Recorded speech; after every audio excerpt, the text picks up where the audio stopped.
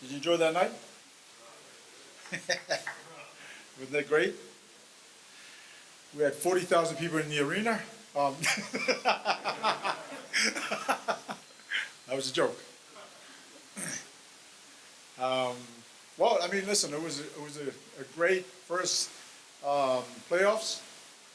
The ladies came and performed.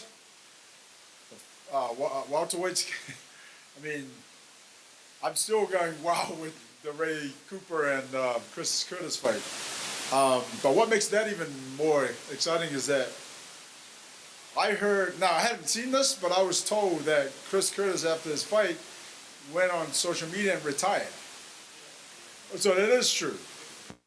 I was told that he had to come back out again when Marco was out. And I don't know what he's thinking right now, but I mean, that wasn't a good way to retire. If that's, you know what I mean? Because that was a tough fight. And Ray Cooper doesn't come and play. And I thought that fight, the last fight, Bashard and Francois were just amazing. And that's the great thing about the league is that #1 seed doesn't promise you to make it to the championship. And again, you know, I've said all along that when you're in the PFL format, you never know what's going to happen. You don't know. I mean, there was some excitement not only throughout the fights, but also, for example, Marco not being able to continue, and then, you know, Chris Curtis had to come out again. So, I mean, it was just amazing. Kayla, as she does, truly amazing, and does what she does best, and that's win. And so, the championship night is going to be exciting. Thank you. Any questions?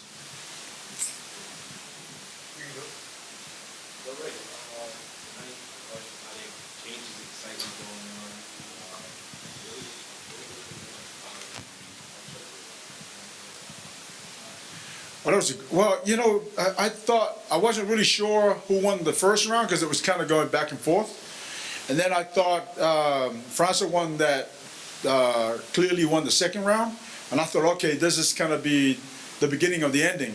And then I think that knee to the groin and the knee to the head woke Bashard up and said, nah, I'm going to the championship round. And then he battled out, and right to the bitter end, he was throwing punches and continued to push the fight, the pace of the fight. So, listen, congratulations to David Bashard, because we really saw his warrior spirit come out in that last round.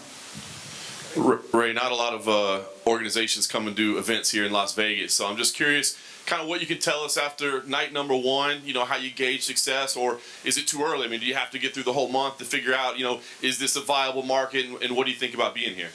Vegas is always a viable market for us. Vegas is the, you know, capital fight city of the world, and so it's #1. It's good to be back, you know, because we haven't had a show here in the last couple of years. So it's good to be back. It's my hometown, and there's no place like Vegas. And I thought all the fighters, from the first fight to the last fight, I thought everybody showed up. I thought everybody came and want to be part of that championship round. And so, no, all in all, I was really happy with not only the outcome of the people that turned up. I thought half of Hawaii was here. I truly believe that Vegas is the 9th island now.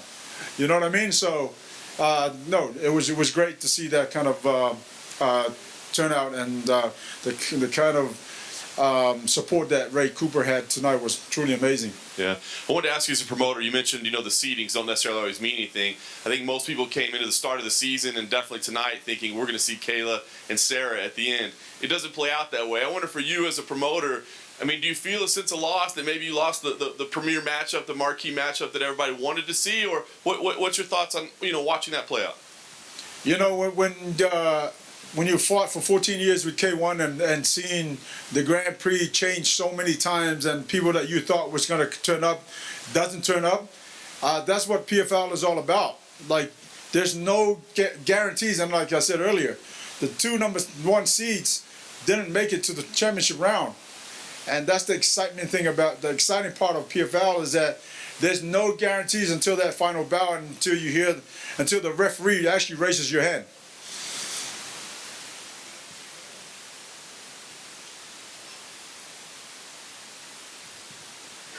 Ray, can you tell us what it was that pulled Megamed out of the fight? Because I know it's been speculation that it was a concussion.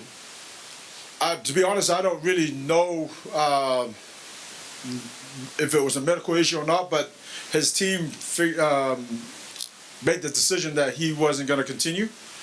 And that's all I know right now. So, by the way, these belts don't look great, don't they? Jeez. Wish I had one of these.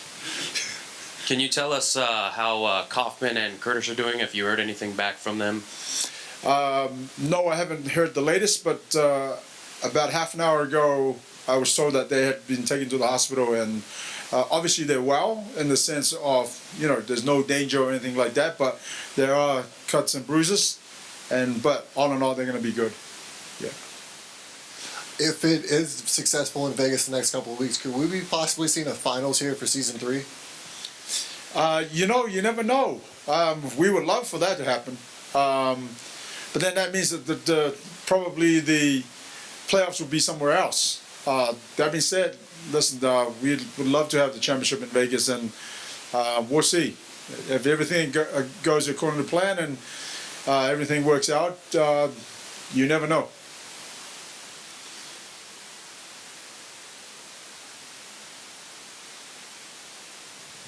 Hey, Ray, Sarah also posted earlier in her video that she wanted to potentially have a feature fight at MSG at 135. Is that something that you might consider going forward?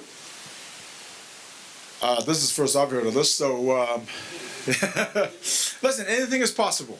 Anything is possible. But when tonight is said and done, and obviously those kind of decisions has to be talked about with the team, and we'll make that decision when the time is right.